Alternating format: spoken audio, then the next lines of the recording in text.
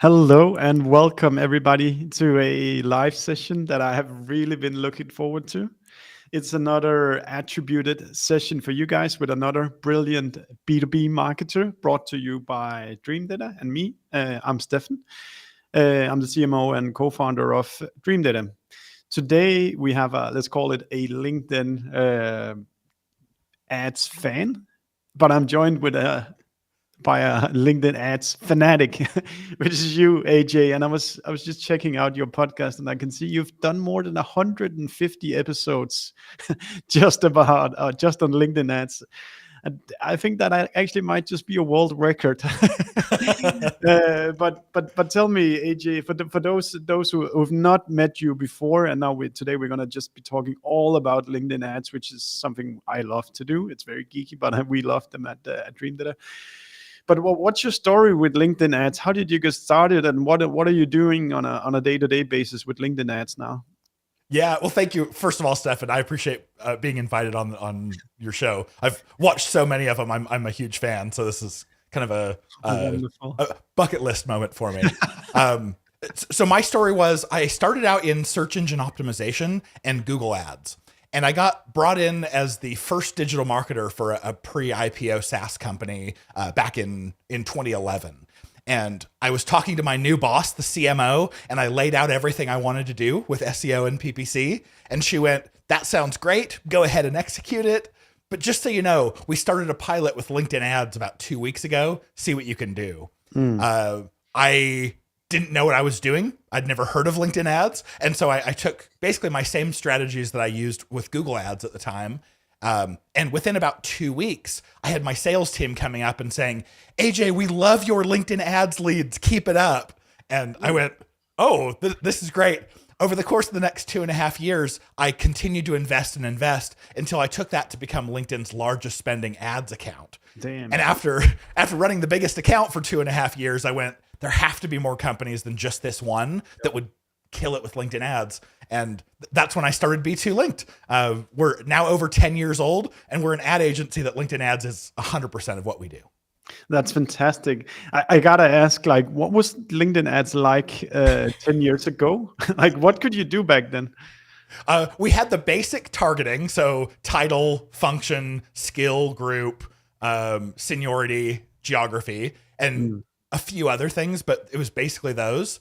And it was text ads only. So the same text ads that you can run over in the right rail, that was the only ad format we had back then. No conversion tracking. I mean, nothing pretty at all. Nice. What worked back then when you put things into the text ads? It was lots of faces and lots of logos. We pretty much didn't find anything outside of a face looking right at the camera or a logo that was worth anything. I must. I felt, but I feel like to me it feels like there was a long period when not much innovation then happened with LinkedIn ads, but then the last few years, just on the back of each other, more and more nice stuff is coming out. Is that how you kind of see the progression as well?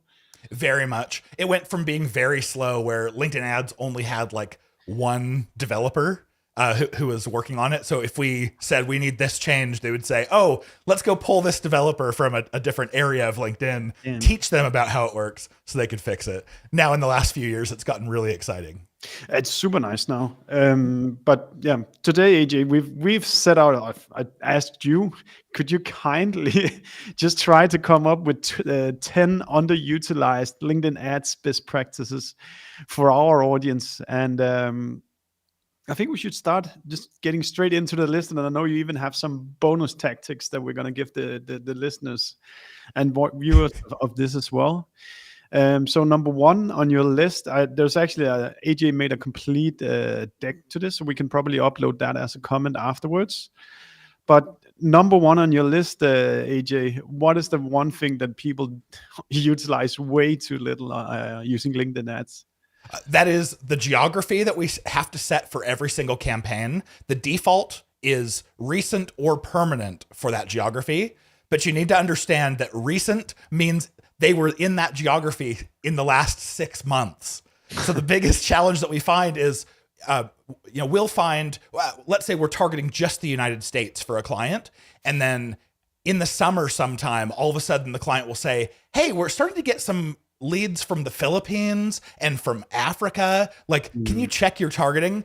Inevitably, the targeting's right, but it was just set to recent or permanent, and people visit other places on vacation. They do. And so as soon as you switch that to be permanent location, then you're only targeting the people who on their LinkedIn profile, they say, this is where I live. And that's what you want to hit, unless you're targeting for a temporary event. I think that's like a wonderful trick to just give people. I think I'm sharing my screen now. Can you see that? Yeah, perfect. And then you basically find it by you hitting edit on the specific campaign, right? And then you go to the locations part. Exactly. Yep. And there's just that little drop down. It will say recent or permanent, or recent and permanent. And then you just click the drop down and select permanent. How much of a mess would you estimate that this pollutes audiences with?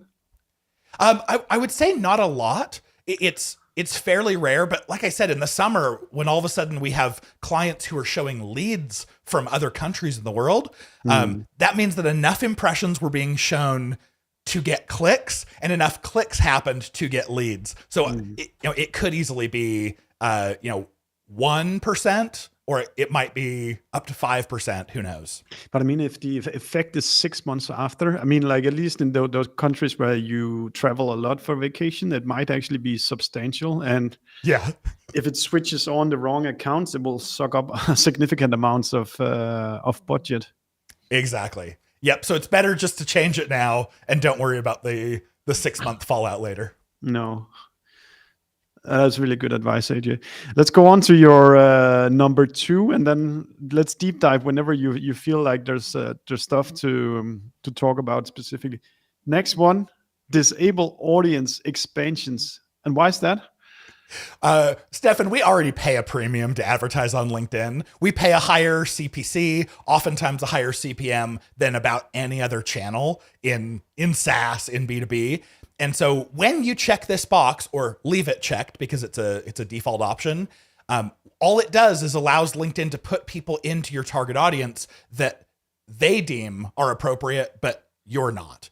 If you're in a position where you have so much budget to spend and so little time to define your targeting, maybe you should leave it checked. But I would also suggest maybe you need to give the platform a little bit more of your time so you can be more thoughtful about your targeting, because LinkedIn's not going to choose the right kinds of people. This was all based off of the same algorithm that were in lookalikes, and LinkedIn retired lookalikes. What's it been, a year ago? So it's not great. You should always uncheck that. Super nice. This is also a thing I've heard ad hoc multiple times. So it seems like there's enough smoke to confirm a fire. Just out of curiosity, audience expansion, it doesn't mean that they show your ads on another platform, or is it that they're being more liberal with what they're who they're showing to ads to inside of LinkedIn? Yep. What they are doing is adding more people to your target audience. But with that particular option, all of your targeting stays within the LinkedIn platform. As we're doing this live, there's actually questions coming in already. So you must already have hit a spot, AJ. And we'll pick up your list afterwards. But let's go to Soren's question here. I'll just read it out loud, allowing you 1 second to think. So when targeting Europe, let's say Germany, why is there a difference in selecting English versus German? And why is the English audience in Germany bigger than the Germany language in Germany? It's a really good question. And one that the answer is really difficult here. So LinkedIn doesn't serve the languages as separately as you would think that they do. When you, and this actually, anyway, I'll share this. It may not answer the question directly because I need to do a little bit more research here, but, when you target in any language on LinkedIn, LinkedIn assumes that they also know English. So if you target German, sorry, maybe it's the other way around. If you, no matter what language you choose, they're going to target people who speak English. and it really messes up our targeting. So I think the answer to the question is something along those lines, that LinkedIn is including other, at least English, into the other language targeting that you're putting together. I love that. I'm already getting the feeling that you've been, during the last 10 years, been through pretty much any FAQ related to LinkedIn ads. So hopefully we can extract all that knowledge out of your brain today, AJ. And if we need to do a round 2 sometime, you can definitely have me on. I've got lots more to share. That's wonderful. In your slides, I'll just show the screen here. You also added no pacing related to this. Oh, sorry. This was for the LinkedIn Audience Network. So this is that option where if you leave it checked, it is the where LinkedIn can show. Sorry, yes, that's the next point. Yeah. So yeah, disable Audience Network. Yes. So the Audience Network is that option where if you leave it checked, LinkedIn is going to show your ads off of LinkedIn and on other partner sites. Yeah. The problem is that the traffic is really low quality. So we started diving into why is the traffic so bad? And what we found is LinkedIn has no sort of a pacing algorithm. So as soon as someone shows up on one of these partner sites that fits your targeting criteria, LinkedIn immediately starts serving it to them as many chances as they get. And the partner network is quite large. So you will usually spend 99% of your budget off of LinkedIn and only 1% on. And on LinkedIn is where the highest quality traffic is. We've also, so not only will it spend the whole day's budget in just minutes, oftentimes like the first 20 minutes of the day, but it's really low quality traffic. Yeah. That QR code you showed on the slide takes you to a podcast episode I did all about block lists. And fantastic. In that, I gave my free block list. I went through all the 1,000+ sites and chose only the highest quality ones. And you're all welcome to that one for free. Nice. When you use that block list, you're only going to show up on really high quality sites like New York Times, Wall Street Journal, Business Insider, those kinds of things. Fantastic. And as I said before, go find this conversation on LinkedIn if you listen to it on your phone, and then you'll be able to find the slides.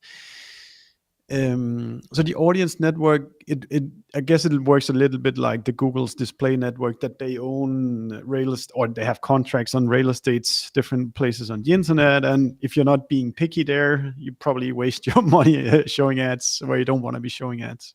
Definitely. We found that many of the placements, we had one placement. It was a Sudoku app that was spending 60% of a client's budget.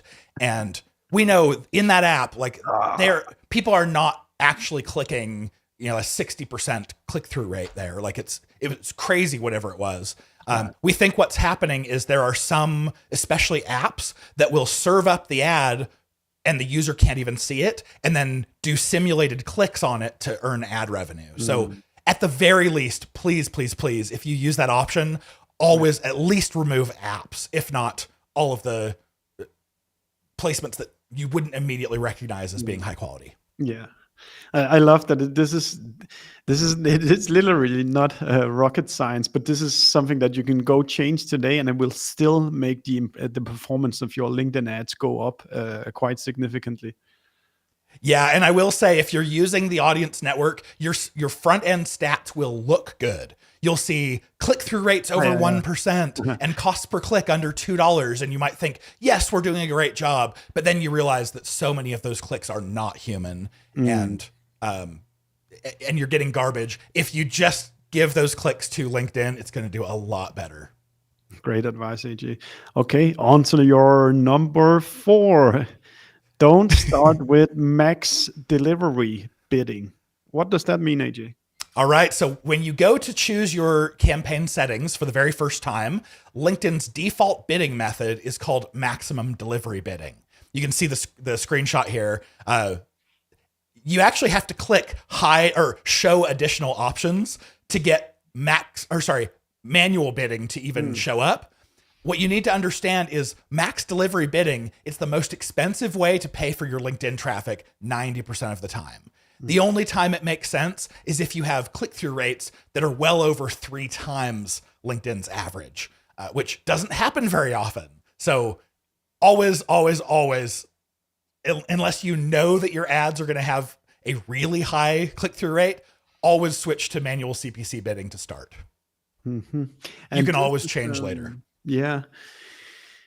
And I think when oftentimes when you speak with the account executives, both from Google and from LinkedIn, they would typically say, just let the algorithm do its work and don't do manual.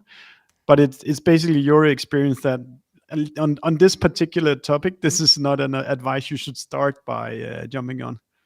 Yeah, it's really interesting. If you have a rep who's been at LinkedIn less than, I don't know, 3-4 years, oftentimes that's the advice that they'll give you.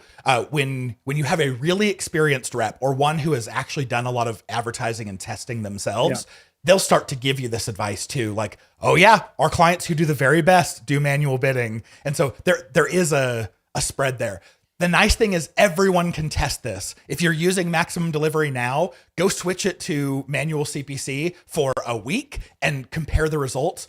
You'll find out very quickly if you've been paying too much. Oftentimes maximum delivery has people paying $20 to $40 per click, whereas our clients are paying on average $6 to $8 per click for the same traffic. So you can get traffic costs on LinkedIn a lot lower than where they are when your LinkedIn rep tells you to turn on a setting. Yeah, and just like technically, it's because you instructed to just get your ad in front of the audience as fast as possible.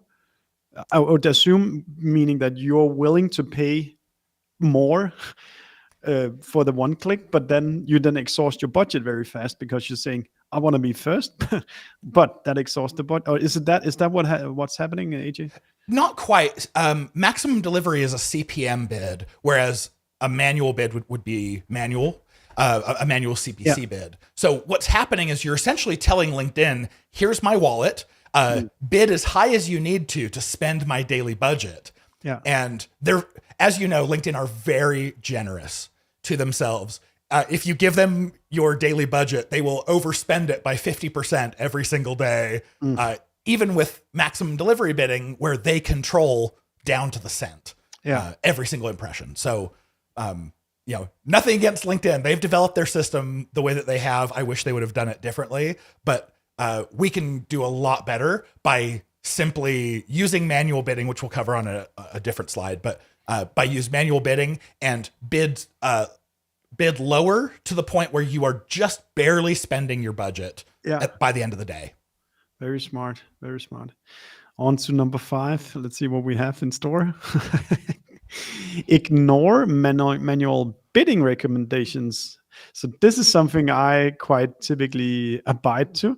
Oh, you're telling the minimum bid has to be this, and then I listen to whatever the platform is telling me to.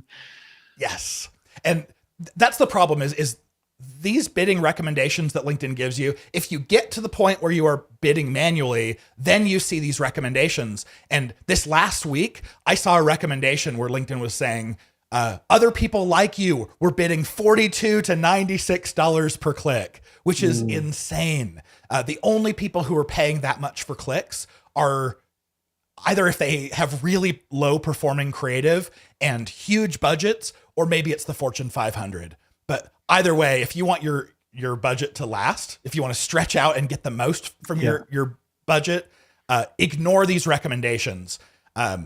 What I generally recommend doing is start your bidding from, like, if it's North America, start your bidding at $7.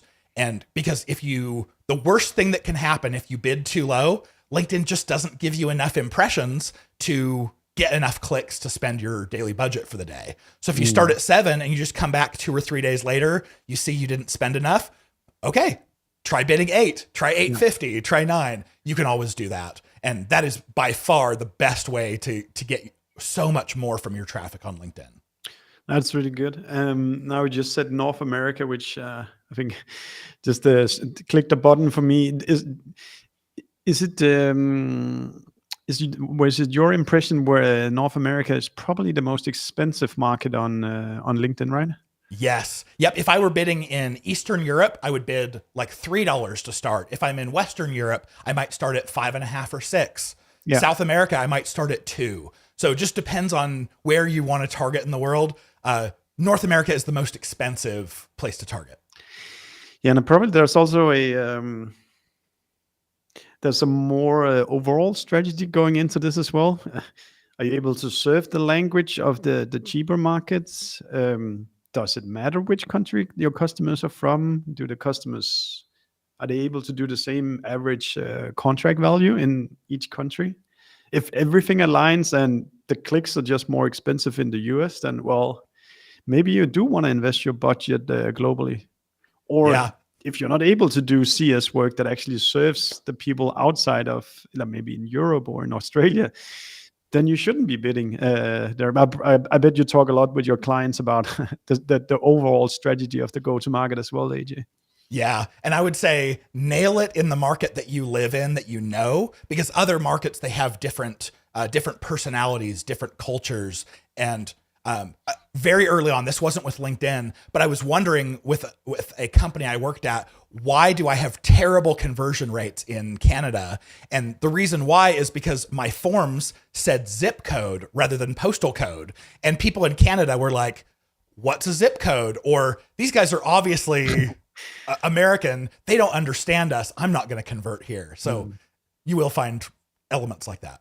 Wonderful. And I think just for the structure of our conversation, AJ, you have so many great, very specific points. So I think let's work through the specific points you already prepped. And then there's a lot of questions, and please do continue to type them in, because then me and AJ can pick them up as soon as we're done with all the tangible stuff AJ prepared for you. Next, number 6.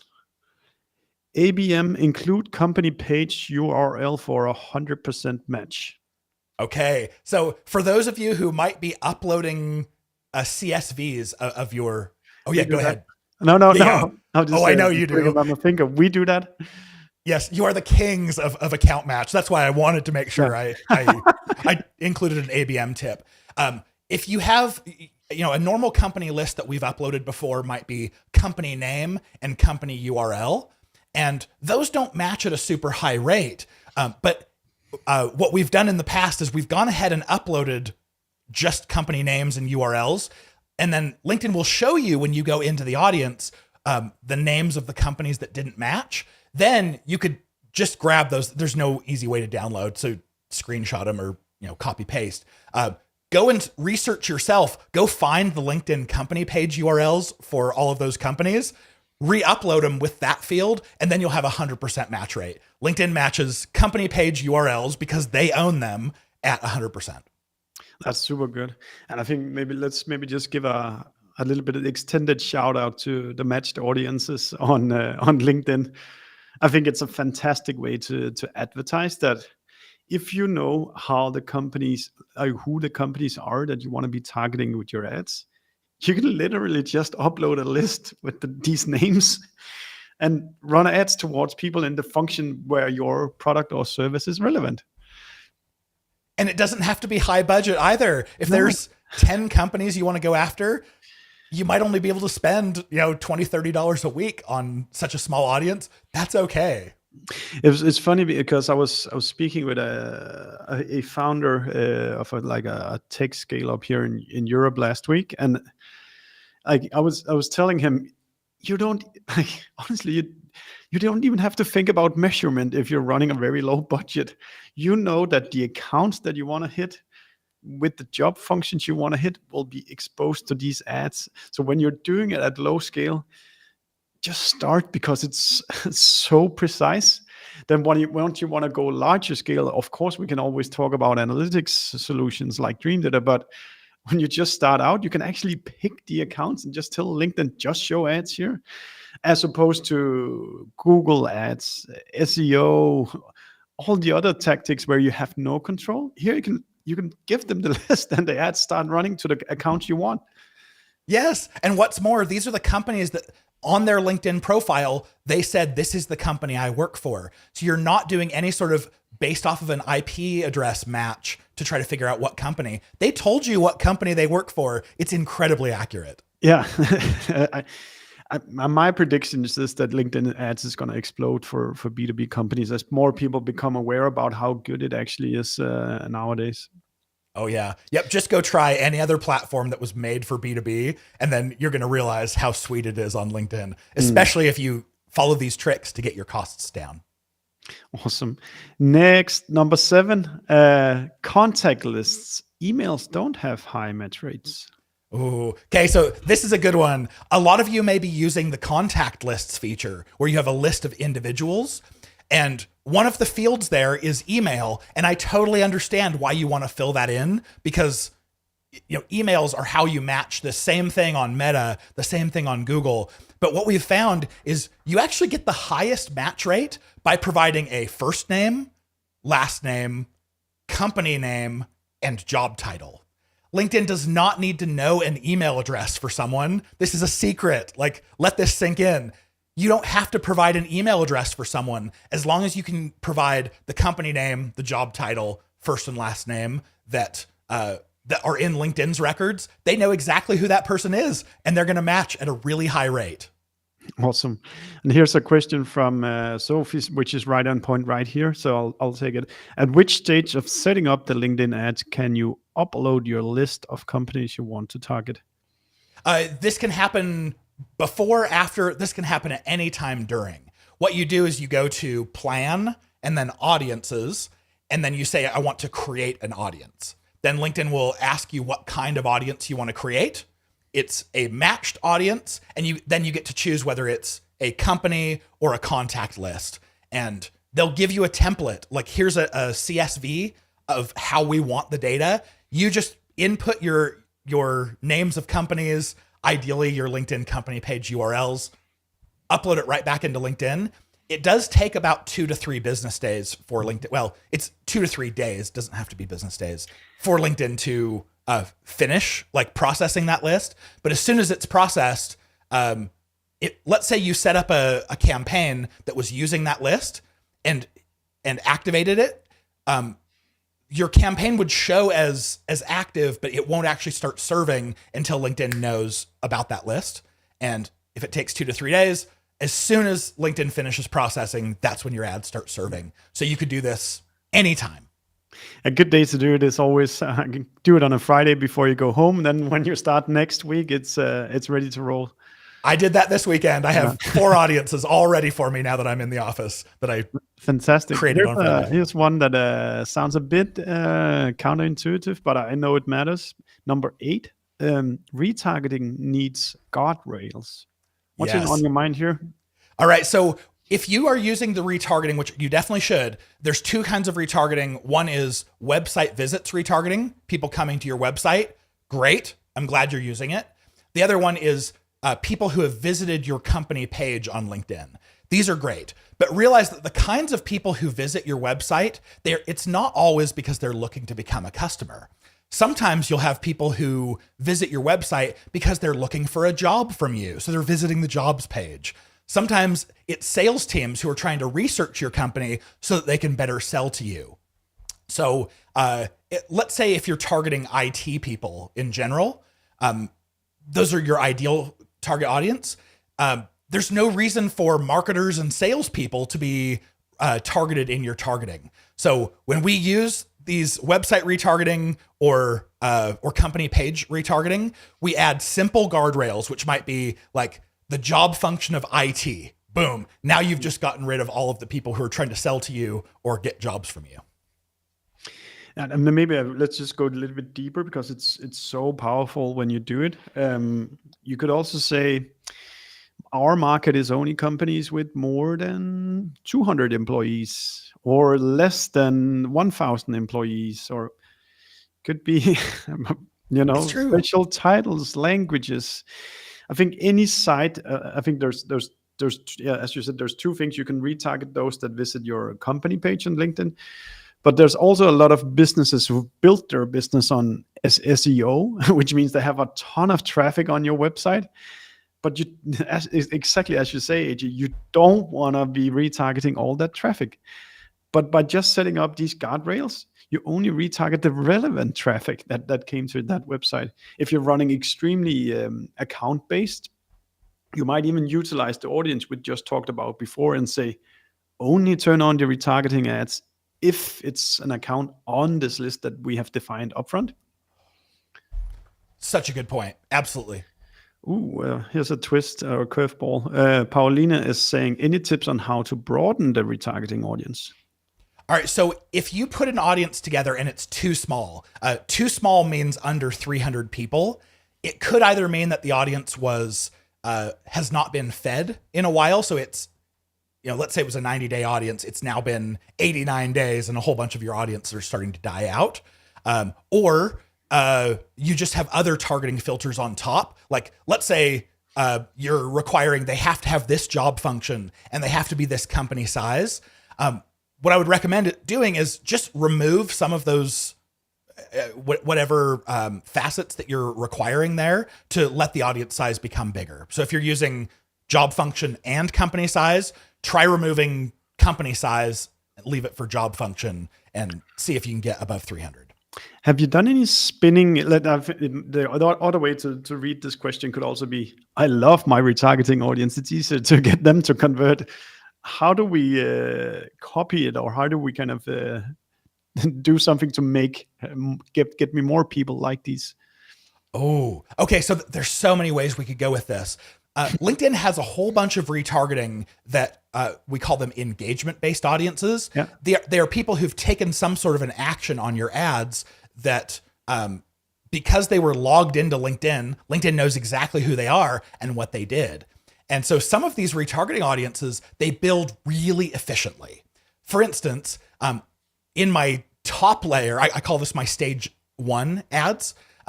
When I'm targeting my cold audiences, if I run video ads, I can then say, I want to retarget anyone who watches at least 50% of one of my video ads. Mm. There's a lot of people who watch video on LinkedIn, so that's very efficient. The other one is thought leader ads on LinkedIn, because every single engagement that someone does with an individual's post as a thought leader ad, all of those clicks are retargetable, and you can get big audiences very quickly to retarget.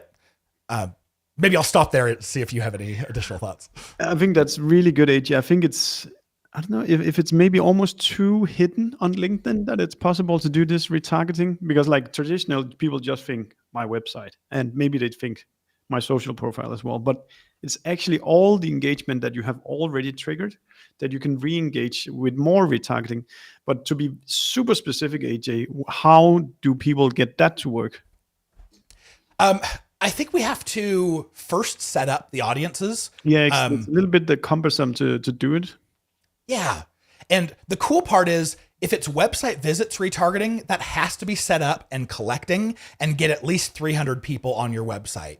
So this is most valuable, I think, for people who are either spending a lot on LinkedIn and driving lots of traffic, or their website has traffic coming from lots of channels and you can get to that 300 people very quickly. But that is 100% cookie based, which means probably a half or more of your audience are on iOS devices. And as soon as they leave your website, iOS dumps the cookie. And so you're not going to be able to keep retargeting the majority of those people. But if you use one of the other retargeting methods, it's not cookie based. LinkedIn remembers who you are because you were logged in and what you did. So today I can set up an audience that says, go create an audience of anyone who visited my LinkedIn company page in the last 180 days.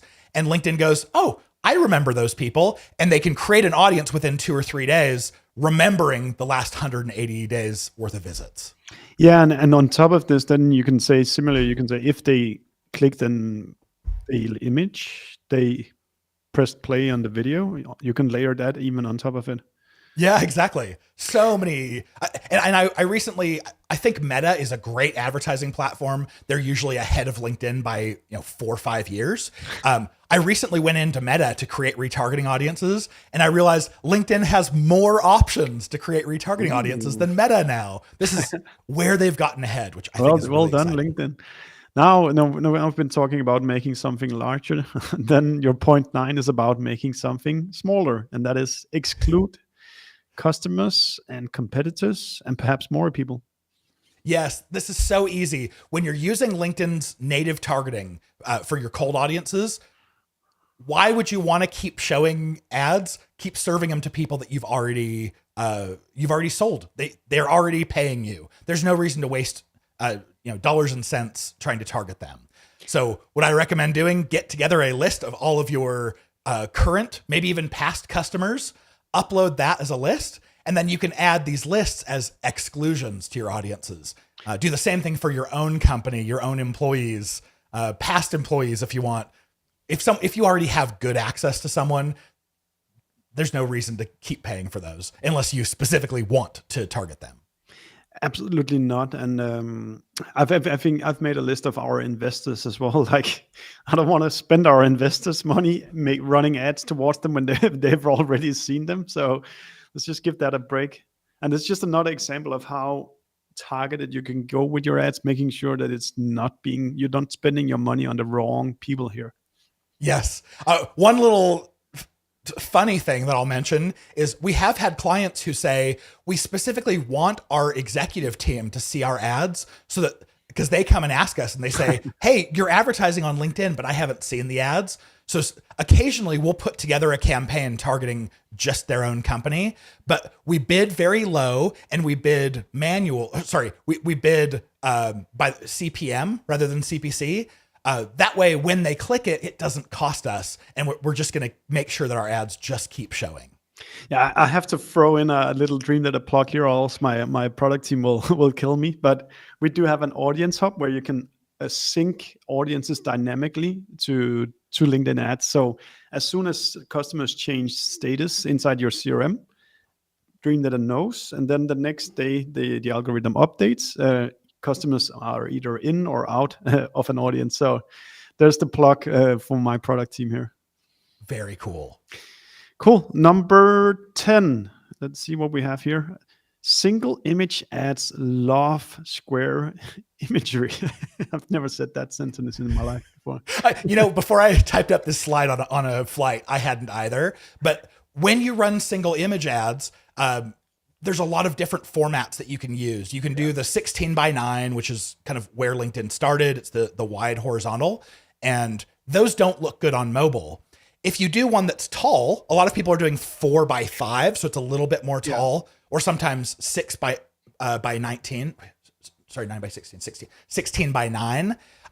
LinkedIn will only serve tall creative on mobile devices. And so you lose out on all of your desktop traffic. Yeah. But if you use square 1x1, we do 1200 by 1200. That's the ideal size for single image ads.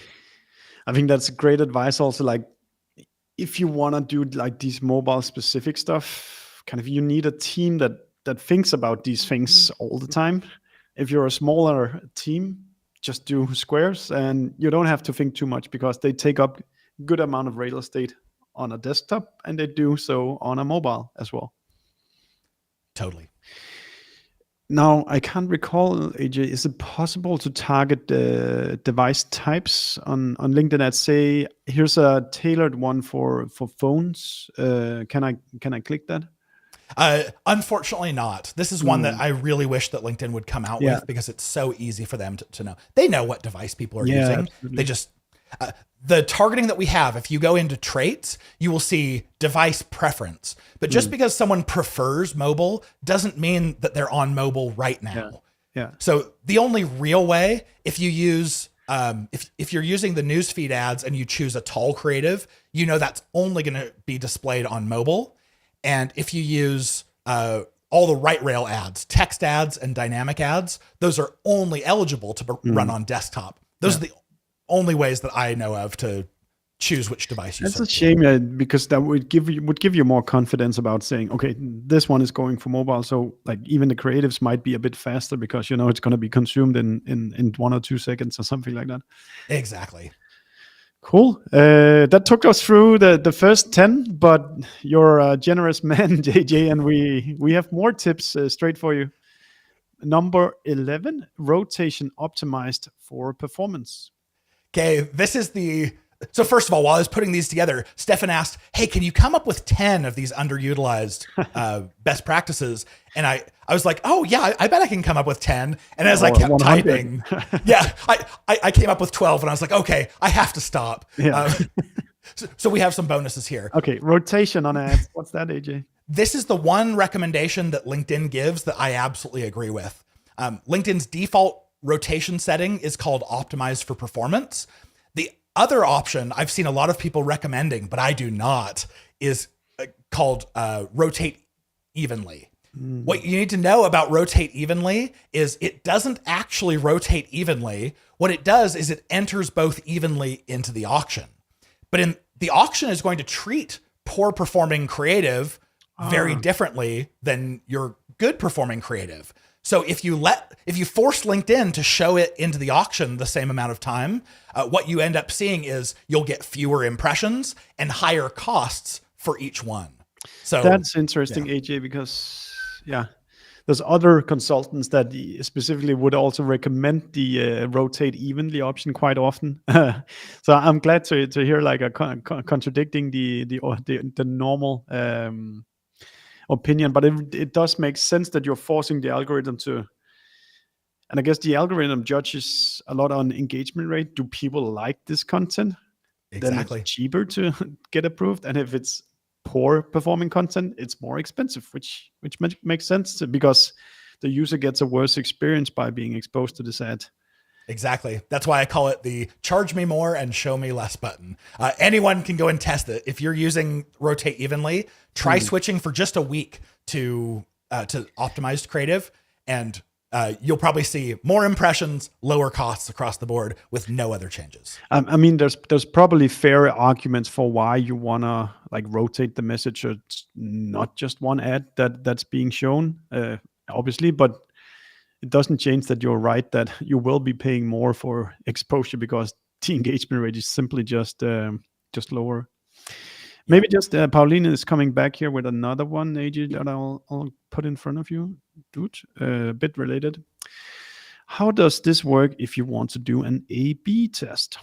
Yes. So an actual A/B test is impossible to run on LinkedIn. Even if you use their A/B testing tool, what it's doing is it's creating two separate campaigns with a creative in it that is slightly different. And LinkedIn is going to treat two campaigns differently. As soon as it has a higher or a lower relevancy score on one of those campaigns, you're going to see it's not going to give impressions evenly anyway. So give up on the fact that you want a perfect A/B test. It's just not going to happen. Yeah. Instead, run two creatives in a single campaign with this setting on, and probably what you're going to see is one of the creatives is going to get 60% of the impressions, one's going to get 40 or thereabouts.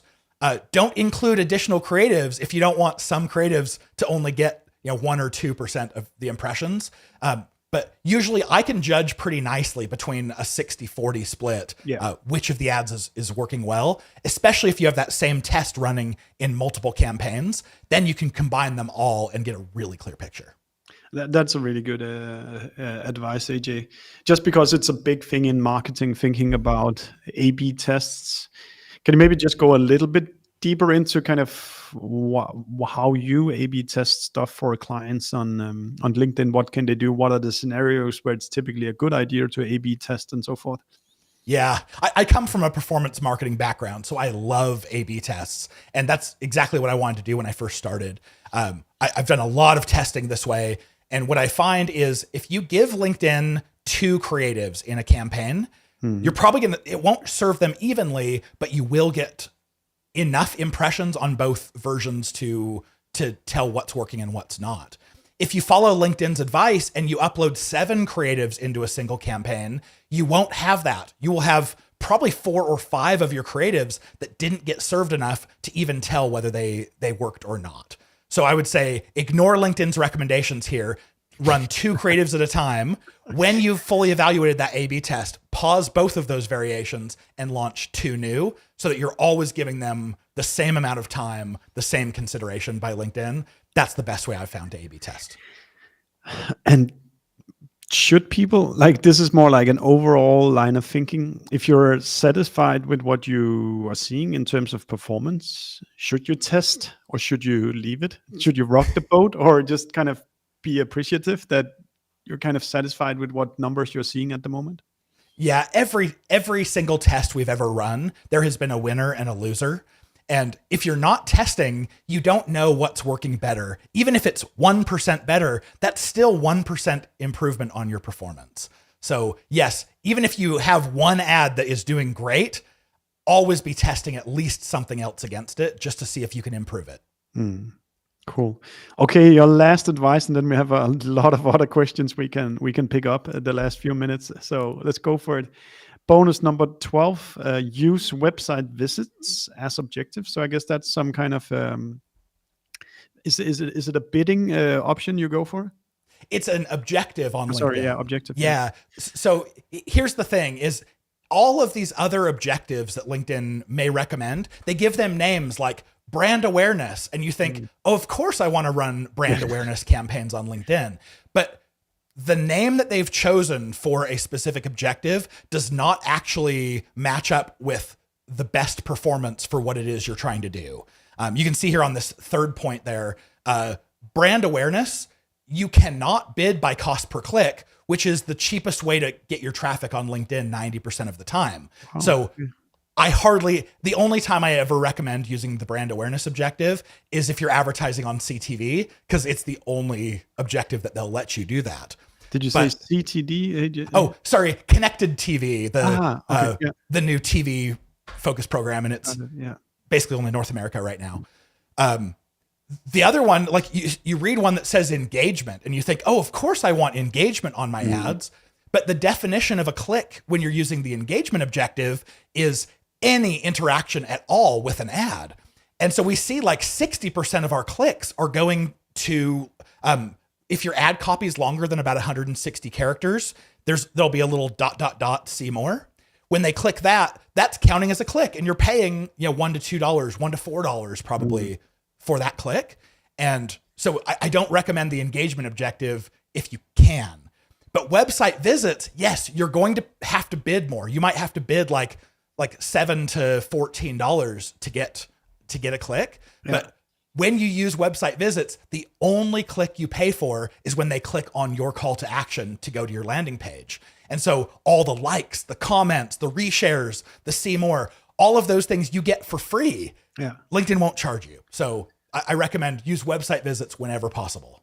I think that's really great advice. And I think like if you're too stuck in the old way of attributing that somebody needs to click and then they need to convert in this session before I can measure it, then it says original source LinkedIn ads, then you can't apply this framework because you're stuck in having to measure the click.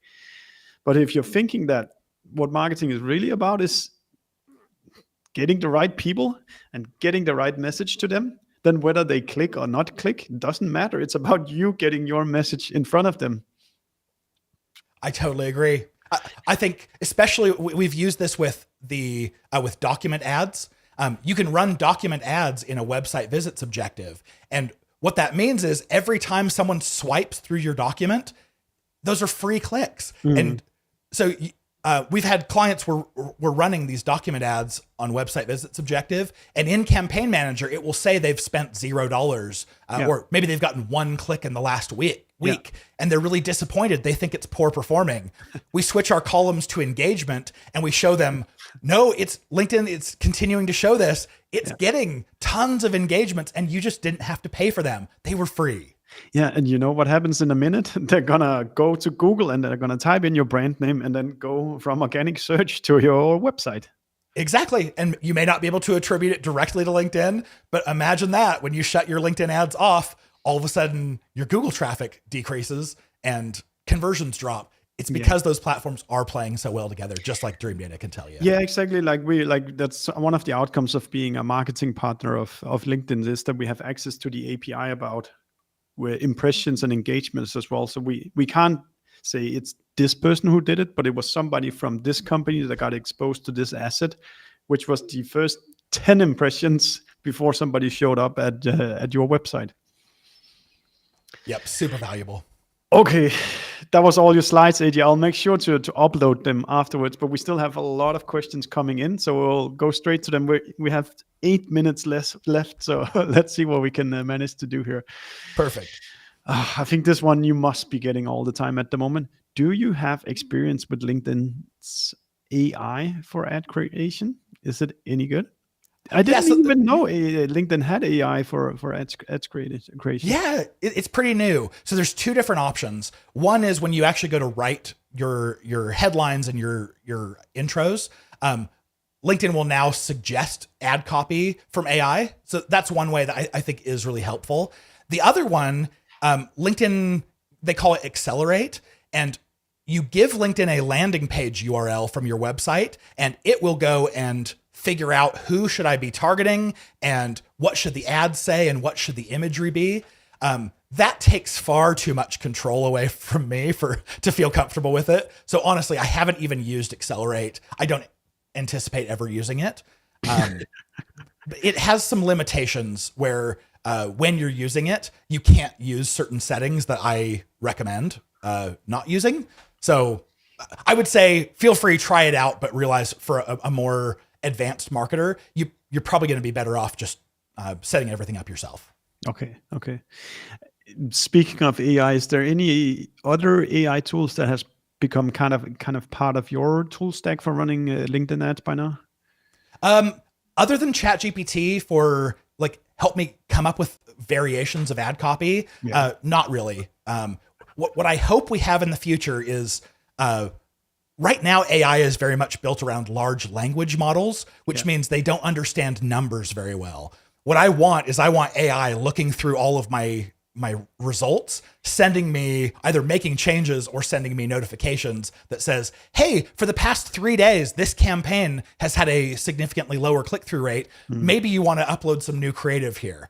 That's what I want. Good advice. AI is really amazing for ads copy, and it's also like to combining things that have nothing to do with each other, but smashing them together and actually coming up with very good. We use them. We've been using them sometime for LinkedIn ads text, where you can tell them you have this amount of characters together. It needs to embody the value proposition of Dream Data. And you can add a sense of humor or whatever, and it will just, all of them won't be good, but it also only takes you a minute to do that prompt, and then you can take that text out and put it directly into the ad. Totally. AJ, now I've forced you so much to be specific, which you've done exceptionally well at. If I asked you a little bit more, like on a more strategic level, which companies are LinkedIn ads for? Which companies typically, when you see clients end up becoming successful with LinkedIn ads, and maybe vice versa, who doesn't end up becoming successful with LinkedIn ads? Yeah, we've worked with over 1,000 companies now at this point. And my whole goal in starting out was, let me find out who actually is going to be successful on LinkedIn and who's not. These are the two criteria that I've put together, maybe a third criterion as well, that really dictates success. So number one, does the company, when they sell a product, is it going to be worth at least $10,000 over the lifetime of that customer? Then usually, I mean, you're going to spend something like $1,000 to $2,000 to acquire the customer, and then you have to pay a sales rep commission, and obviously, finance future ad spend. We find that if you have a lifetime value of less than 10,000, then you may have a hard time actually having a higher enough return on your investment to want to keep going. So that's number one. Yeah. Number two is, do you have the content to support it? Because I think most advertisers, they'll say, this is my ideal audience. Let me show them a demo focused ad. And the fact of the matter is, cold audiences, they are not ready to talk to your sales rep. Nope. And if you run that, you're going to see really poor performance. You're going to see, $2,000 per conversion, and then they ghost your sales rep. It's really painful. So I highly recommend have enough content to actually nurture and educate your audiences, so that by the time you ask for, hey, you should get a demo, we usually do a 3-stage funnel. By the time they get to the third touch with you, that's only then are we going to ask them to take a demo. And then you see conversion rates that are much higher than otherwise. And it completely makes sense for anything in your life. When you're exposed to it the first time, do you want to invest 1 hour extra in understanding it? No, you don't.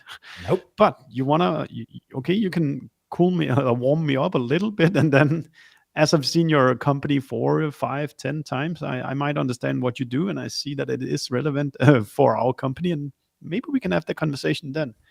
I think one thing we've seen at our own company is that getting your employees to kind of go on this venture of organically posting on LinkedIn, like doing social selling on LinkedIn, is a fantastic engine for what you can put into ads, because the LinkedIn algorithm have already answered you.